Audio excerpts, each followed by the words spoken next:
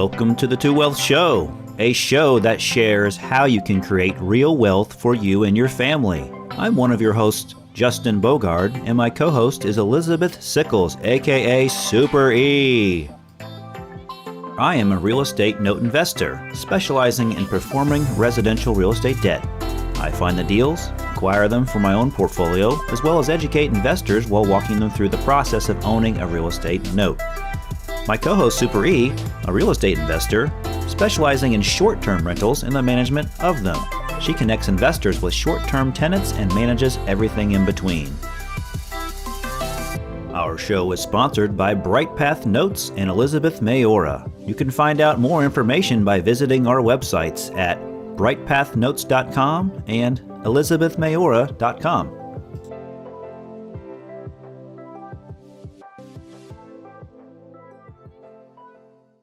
All right, everybody. I am Elizabeth with Elizabeth Mayora, and we are so happy to be doing episode number 22 of the Two Wealth.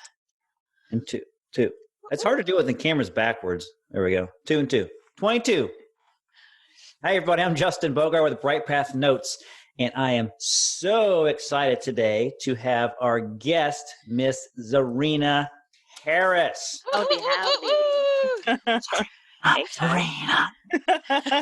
Right on. Czarina, thank you so much for being on today's episode. We so appreciate it. Yeah. I've known Czarina for a few years. She's actually one of my mentors in the note business, believe it or not, Elizabeth. Wow. She's the reason why I'm so successful in my own mind. Right? So, So, Czarina, you used to live near me. Now you moved way further away. Way far south. Yeah, and I really didn't know about this, Elizabeth. I was talking to Czarina the other day. I was like, yeah, blah, blah, blah, something about Ohio. She's like, Ohio? Dude, I've been down in Florida for a while. And I'm just like, what? She's smart. Yeah. Yeah. It's 73 degrees outside right now, so. Oh, yeah. This is not going to be a fun conversation now. Sure it will. I'm having a great time. I don't know. Where in Florida are you? I'm in Orlando. Okay. Yep. Okay. Excellent. Having fun. I love your governor, by the way. Let's not get into that. But we are going to talk politics a little bit later. Right. Mr. DeSantis, he's a special kind of stupid. But. So, Czarina, you have a podcast. It's called the Note Inc. podcast. I believe you've completed 2 seasons on it, and you're working on a 3rd season, right? I am. Yeah. So, Note Inc. is this idea that you have, and you're just like, oh, let's just see what happens. Right. And it kind of caught on and got this really cool following. It's a fictional spy-themed note investing podcast. One of a kind. And I started it just because a company I was working at previously, the only people who knew me were the people who, joined that training program. And so there were, thousands of other people in the note industry who was like, who's Czarina? Who's Czarina? They still say that now, but like when I tell them about the podcast, they're like, oh. So I started the podcast really just to kind of say, hey, I'm here and I have, something to offer. And a friend of mine was like, hey, just put the podcast out there. And if it doesn't do well, at least, you tried. And in my brain, that was like, oh, do whatever the heck you want. And so I made it to where like there's some fictional characters who come in and I'm a spy who's learning to become a note investor. And, I get sent missions and things like that. It's really fun, educational stuff. And it really caught on. And so I do seasons because I wasn't, planning on doing it forever. And so season 3 is going to be interesting. It's like one of my most exciting seasons, I think, to write. And it'll be coming out soon. So it should be fun. So people can check that out on all the traditional podcast directories, I assume. I don't think I'm on all of them. I'm on Spotify, Google Play, iTunes, and Stitcher. So I'm only on 4. Okay. But those are like the major ones. And then you can just check it out at the website noteinc.com. That's noteinc.com, right? Correct. Fantastic. Yeah, we got to step up our game, Elizabeth, with Czarina's podcast. I'm so proud of you for what you've done, and you don't ask for anything for it. It's very professionally done. Like if you listen to everything, if you've done a podcast before, those of you that are listening right now or watching, you understand what it takes to do a podcast and set things up. But when Czarina takes everything to the next level, like she's writing a script, she has voiceovers, she probably has actors on call for this stuff. Yeah, she does. And it all ties in together with also educating you, like she said, with a note theme. It's really cool. It's really well done, Czarina. Thank you. Yeah. So that's that. What ended up happening with that, which is really cool, was it opened up a lot of doors. So we're going to talk about politics today. Part of what kind of went into the podcast was some of my experience when so I'm a member of the Seller Finance Coalition, which sent me to Capitol Hill to kind of lobby, because many of you guys know politicians write laws they don't understand, and it affects us in our industry, right? And so, like, a lot of landlords right now understand, like, rent controls are coming down, right? Especially people, what is it, Washington State or Oregon? Which one of those? It's Oregon. Yeah. Or Oregon. I'm sorry, Washington State. Actually, okay. Mhm. Oregon's probably not far behind anyway, Exactly. but, like, the landlords are really feeling it with this rent control that's coming down. They actually anticipate maybe 4 or 5 more states are going to be putting that into play. And it's kind of like, have you asked the landlords, how this would affect them, or why the rental environment is the way that it is? No, we're just going to write a law. It's kind of like, all right. And just like they're making landlords right now kind of bear the brunt of this pandemic, right? So, like, you guys hold off collecting rent, well, we're not going to pay you anything, but just you hold off on it. And so it's like landlords are sort of forced to be the undergirding of what government should really be doing. And so, being part of the note industry, they wrote a lot of laws called Dodd-Frank, and that kind of like trickled down into what became the CFPB. And they put a whole bunch of stipulations on our industry, especially down here in the seller finance world, or the small note investor world, that don't make a lot of sense. And they don't really benefit our industry in any way. But they just thought it was a good idea. And so that's kind of how I eventually had to get involved on the political side of things, because I got tired of complaining. And that's usually what we do, is kind of like they write a law, we gripe about it and complain and like try to figure it out. And it's like, no, I don't want them writing those laws in the first place. So. And how long have you been involved in the political scene? I think I lobbied in 2017. So what's that, Okay. 3 years? Okay. Yeah. Yep. So it was interesting, because I went there thinking like, yeah, these people are the decision makers. They actually don't. They follow the crowd. Like, there's only a few Congress people who you get to say yes, and then they bring like 15 people with them. The other, if you talk to all 14, they'll be like, what did so-and-so say? What did so-and-so say? And you're like, aren't you a decision maker? No, if so-and-so's not on the bill, we won't get on it. And so, like, that's really how it works. They're very cliquey. I was surprised. I was like, you asked people to vote you in for you not to make decisions. It's just so went there and learned a lot about politicians and bills and all this other stuff that really affect us. And literally, I'm talking to people who have been involved in writing like some of the CFPB laws and bills and stuff that affect us, right? And then you ask them, like, what's seller finance? And they're like, I don't know. They really don't know, because they're 20-year-olds, and you have 20-year-olds writing these bills. They rent. They don't know anything about home ownership or whatever. Yep. And yet these are the people writing the bill. So it's kind of like, do you understand how backwards this really is? Right. So, yeah. Yeah, I guess it'd be interesting to see with my own eyes how it works. I mean, I know you've mentioned that, and some other people that have been on Capitol Hill for us on the Seller Finance Coalition have mentioned that as well. It's just like, wow. Yeah, it's amazing. Dumbfounded. I was shocked. I was like, wow, this is really, you want me to vote for you again? Really? Right. And Nope. you mentioned an acronym, CFPD. Is that right? Yeah, it's the Consumer Finance Protection Bureau. It's sort of an entity that was created from a law called the Dodd-Frank Wall Street Reform Act. Mm-hmm. And that was, instead of sending people to jail for fraud, they decided to create a law that says, well, you shouldn't do that again.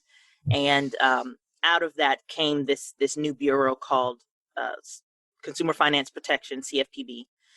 And they're in charge of all financial everything. So anything that has a loan on it, from student loans to mortgages to car loans, they pretty much oversee and try to make sure that predatory lending isn't going on. And so you had a lot of lobbyists, for instance, who were in the like payday loan industry, who they were cracking down on, because as you know, payday loans are like 500%, right? And they're like, yeah, we can't have this. Least. And so you had a lot of lobbyists come in and say, no, like we're really doing good and whatever. So it's really amazing how, how all this stuff works.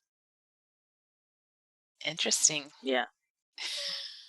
Exactly. So Czarina, you kind of have, with what you're doing today and what you've been doing, you've also kind of fell into some different type of politics as well.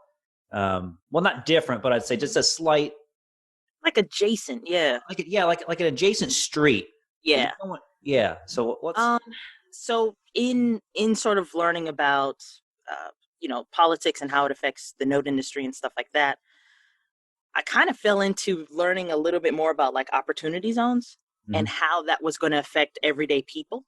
And so you just like one thing leads to another. And what ended up happening was there was a online show on YouTube that's a political show. And I called in and I was like, hey guys, I was like, if you live, in one of these opportunity zones, here's what you really need to know about it. And the truth of the matter is the people who live in these areas are not going to be positively affected by it. It's really one-sided to the investors, which you're like, Czarina, you're an investor. I'm like, yeah, but I'm a human being too. So, like, you have to kind of think on both levels. So for an investor to come in and have like, free capital gains, right, for investing in this area, of course they're going to dump a bunch of money there. But how it affects the people who live there, now their rent goes up. It might triple, right? Or they get shoved out. And so they kind of receive like almost like gentrification of sorts, right? And they're shoved out of these areas only because a law was written that says, yeah, if you put your money here, we'll give you like a tax break. Right. And of course, money wants a return. And in order to do that, you end up pricing the people who live there locally out. And so I actually wrote a bill. Believe it or not, I don't know if you knew this, Justin, but I wrote a bill. It's called I forget. It's HR 4999 of the 116th Congress. It's called the Opportunity Zone Fairness and Inclusion Act. And basically it just says like you have to get the local people involved in it some way. So like the local municipality kind of has to approve certain projects. You can't just go there and like build a parking lot over somebody's neighborhood or something, right? So it's getting reintroduced by Hank Johnson out of Georgia. He won his race. I'm not in Georgia, but I wanted him to win so he could re-sponsor my bill. There you go. That's just sort of a way. And it was really cool because like I met the person who helped me write the bill when I was lobbying. So a lot of this stuff is relationship. And he was like, I called him one day because I was really concerned. I was like, what are these opportunity zones going to do for these poor people who live in these areas? And investors just come dumping in money. I was like, where are they going to go? Like, this is the cheap area. And he was like, yeah, Czarina, you should just write a bill. And I was like, I don't know the first thing about it. Are you serious? I'm a note investor. Like, I'm calling you to ask you a question. Right. And he was like, no, I can get it done. And he literally just got it done. He called me one day. He was like, hey, your bill is in Congress. I was like, what? It was nuts. He's like, he's awesome. He's great. His name is Kevin, spelled like Kevin though. Oh, okay. But he's really magnificent, and he really is about the people and trying to help. So he actually was one of the people I was lobbying with for seller financing, trying to get these Congress people to kind of let seller financing have a little bit more breathing room. And especially now, 3 years later after having done that, it's so needed because banks are not, you guys know, like banks aren't financing $50,000 mortgages anymore. Like that's over with. They don't care if you have an 800 credit score. It's just not enough money for them. Yep. And so seller financing is really the only thing that's going to open up that space. So yeah, you just like, you start on one lane and you kind of get shoved over here and you're a sponsor of you write a bill. My mom was proud. Like, Mom got a bill. What are those? Like bill. You better be paying that bill, girl. Yeah, I know, right? I'm just a bill. Yeah. On Capitol Hill. I was like, There you go. Conjunction junction really does work. That's pretty cool, Czarina. Program the kids. That's like better than a Nobel Peace Prize. Like, you wrote a bill. Yeah, I mean, like if it passes, it'd be even greater. But we'll see. We got to get there and get some people to sign on to it. But so what's that process like? So you wrote a bill, your representative turned it in. To get somebody to sponsor it. So my sponsor is Hank Johnson. He's out of Georgia. He's a Democrat. and you have to literally like go and explain it to all these other Congress people so that they understand it and they say yes or no. Gotcha. Now, most of the time they're going to say no because they don't understand it, and like so-and-so's not on the bill yet. And so you have to kind of go to the key people and say like, hey, would you sign on to this? And then you can go back to the other person who said no and say, oh, so-and-so is on this bill. Oh, okay. And then they'll jump on it. And so what you really need in order to get your bill up to the next level is you need 218 votes in Congress. And then once it gets to the Senate, you need the majority. So there's 100 senators. You need the majority in order to get it up to the president, and then he signs it into law. So it's a whole process, a very slow process at that. But it was kind of designed that way so we're not creating a bunch of laws in the country that don't necessarily benefit us. So it's slow on purpose. That's how they built it. Yeah. So it takes time. It goes to the House, and then from the House it goes to the Senate, and Senate to the president's desk. So you have to pass you have to play 3 games, really. You have to win all 3 games. Most of the money is in the lobbying, though, because you have to get it around to so many different people. Yeah. So, yeah. I can imagine spreading the word about that just by yourself is hard enough alone, let alone having probably 20 or 25 people helping you promote it. So exactly. Yeah. The best way actually is to have like a grassroots effort to literally just go knock on their offices, because they're never in DC. They're always home. Yeah. So you go knock on their office door and be like, hey, I'm one of your constituents. I live literally up the street. So you better say yes, like show them the bill and stuff like that. That's actually the best way to do it. But like, then you have to think about, well, who do I know in Alaska who can go knock on, so it's a huge effort, but it's kind of fun too, when you think about how involved regular people, and especially like, I never ever I skipped my politics class in high school. Okay. Like, just full disclosure, I don't care about politics, right? But I do care about my industry, and I care about people. And, when you do a lot of seller financing, as Justin, as you know, these are regular people who just want to own a home and they want to get out of renting and stuff like that. So you kind of see like the heart of the matter is like, these people want to build something that they can pass on to their kids. They're just regular people. And you have an industry that's systematically locking them out, right? Because they're not writing small mortgages. The starter home is over. Right. Like a starter home now is like a $200,000 mortgage. It's like, that's not starter for anybody coming to college with $50,000. That's just ridiculous. It's not affordable. No, absolutely not. And then nobody really told these kids like, hey, guess what? That student loan is going to mean you're going to be a renter for the next 40 years, because your debt to income is so crazy that they won't give you a loan. Yep. And so, I see kind of the possibilities with seller financing, but you have to kind of start at the top and get involved with your local people too. But also, like in my case, you have to kind of go to the top and go to Congress and say, hey, we need some changes here. So that's really cool. Czarina Harris, the difference maker. I'm trying. Doing it right. We appreciate all your efforts for sure. Yeah, definitely. Do you see yourself moving more into the political side, or is the note side still, are you having two passions now? No, I don't see myself moving into the political side unless I have to do something with notes. I'm a note investor. That's what I do. That's what I like. That's what I love. But you can't honestly do business in this country without looking at how laws and how things are going to affect your industry, especially when you're moving into sort of a political environment that doesn't favor business. Let's just put it that way, right? Mm-hmm. And so as much as I need to be involved in politics, I will be, but I'm a note investor. Like, this is what I love to do. So I just I approach it at a different angle than some people, but it does give you a lot of social capital and a lot of connections, which is really cool. So, for me, it's fun. I think once you get in, it's kind of like working at your favorite restaurant or your favorite company. Once you get a job there, you don't like it anymore, So I think I think it'll be that way for me in politics. I'm just going to stay a note investor who can dabble. I'm just dabble, but no, but getting involved in politics, no, no. Right on. Well, I'm glad to hear that, because I like having you in the note industry full time. And I got a podcast to run. Like I got a whole season. You got people that are waiting for the season 3 to finish. Oh my gosh, you won't believe like how many emails and stuff I get. They're like, hey, and I'm like, it's coming. Like, I got to think of it. Like, these things don't come easy, I need my creative juices to just there's genius behind this. Okay, guys, there's genius behind this. I do have one of the reasons I'm excited about season 3 is because it's sort of like I don't know. I've done like maybe 2 episodes this whole 2020, and so people are like, "Okay, is she really coming back?" And so it's kind of be like, "Oh, she is back." And then on top of that, there's some surprises in season 3. So it's kind of like, I don't know. It's the podcast at this point is sort of a thank you to everyone who's enjoyed it and shared it. I've never once like marketed the podcast, except for like if people ask me questions about it.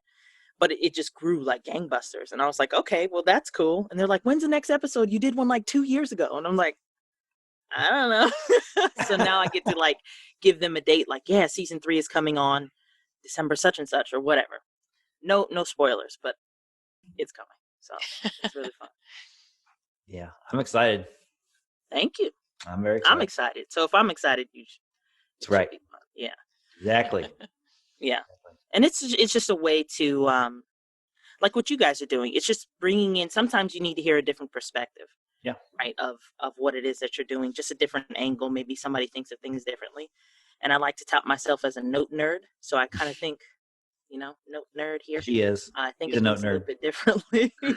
And sometimes that's just what you need. You just need an outside perspective. So I appreciate you guys' podcast kind of making aware that you guys kind of represent sort of a merging, right, of real estate and notes, and like how those things can work together, and what they have in common and what they don't, and what are those differences. So I'm glad to be a guest.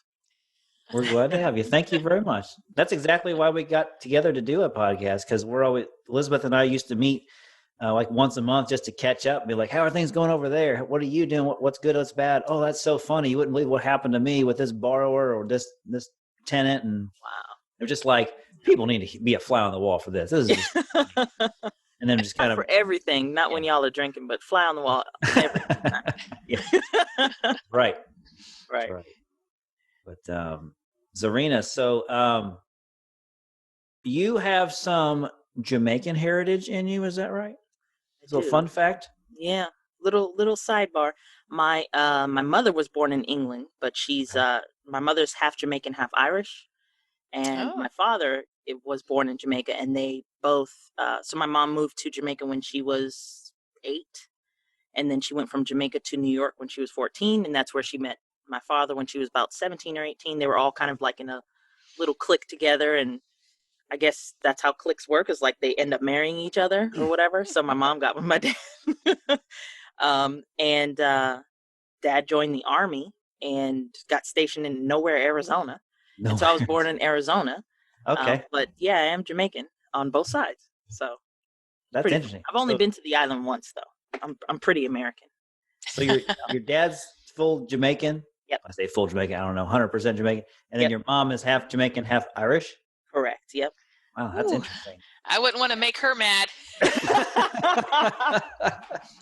What's funny is like they say like so Jamaicans have rum and the Irish have Guinness. Mm-hmm. So I should be a drunk. I don't drink at all. That's awesome. Good for you. Whatsoever. So it's like I'm ashamed to the family. You're the outcast here. Yeah. It happens though. Like the Irish, they because they were kind of like the downcast over there in Europe, like they don't believe in slavery and all that stuff. So it's really interesting kind of looking at how these two cultures ended up making my mother. It's really fun. So I appreciate it. I didn't know that. I knew we had talked before and you said you had some Jamaican heritage and stuff. I didn't realize that your mom was half Irish, half Jamaican. Yeah, that's interesting. Half Irish, yeah. That's awesome. Yeah, born in England and all that stuff. She lost her accent when she came stateside, so okay. You won't hear it anymore. She lost it. She got made fun of. They were like, "You talk weird." She's like, "What? I talk weird." I'm like, all right, I got to get rid of this. So she got rid of it. Yeah. So she talked with more English accent than Jamaican accent. Is that what you're saying? No, she uses, I would say, like some of the vernacular that they use, but she says it in an American accent. So, like we'll say, "Oh, this is really cool," or "This is really fun," or whatever. She'll say, "Oh, this is really splendid." But like splendid is more like a UK, right? Like, "Oh, this is splendid." We don't say splendid here, but That sounds more polite. It does. Yeah, I guess. I don't know. It came across as just being really polite. I don't know. It's splendid. I'm I like your mom more now. Yeah. So my family actually came here because this is my great grandfather was involved in construction, and he was actually the developer for the Pegasus Hotel, which is a very famous hotel in Jamaica. However, he didn't finish it, so he started the foundation. He got up to the 6th floor, and he actually started getting death threats from Chinese investors coming in because they wanted the contract. And so what ended up happening was they put like a coffin in his office, and he knew like, okay, they're serious. And so he packed up the whole family, and that's why my family's even in America, is because like he was fleeing for his life. And so it's kind of funny how, 2 generations later, like I'm involved in real estate and politics and all this other weird stuff. Just like, it's just really coincidental. Like, really, your grandfather was like a developer, and now you're like a note investor. I don't know. It's just funny. So that's how my family ended up here, to say the least. That's an awesome story. Yeah. Thanks for sharing that. You're welcome. Some synchronicity there. It's all coming back. Yep. All looping around. Exactly. Well, hopefully you don't get the death threats. I don't wish that on anybody. No, just trying to help people. No. Trying to help people get into houses. Trying to make some loans and help people and keep them in their houses and not get run over by rent. That's all I'm trying to do. Right. Okay? Listen, that's all I'm trying to do. Oh, man. Well, Czarina, thank you so much for being on our episode today. This is episode number 22 with our special guest and super friend, Czarina Harris. All right. So I'm Justin Bogard with Bright Path Notes. And I'm Elizabeth with Elizabeth Mayora. And I hope that this will persuade some of you, if you've not gotten involved politically, to get involved politically, at least meet your new representatives. Let them know that you're a real estate investor or housing provider so they know who their constituents are. Absolutely. So thank you for your story. Do it so I'm not the only one. Please. All right, everybody. Until next time. See ya. Bye. Thank you. The Two Wealth Show is produced by Justin Bogard and Super E, sponsored by Bright Path Notes and Elizabeth Mayora. Thanks for listening and watching for our show.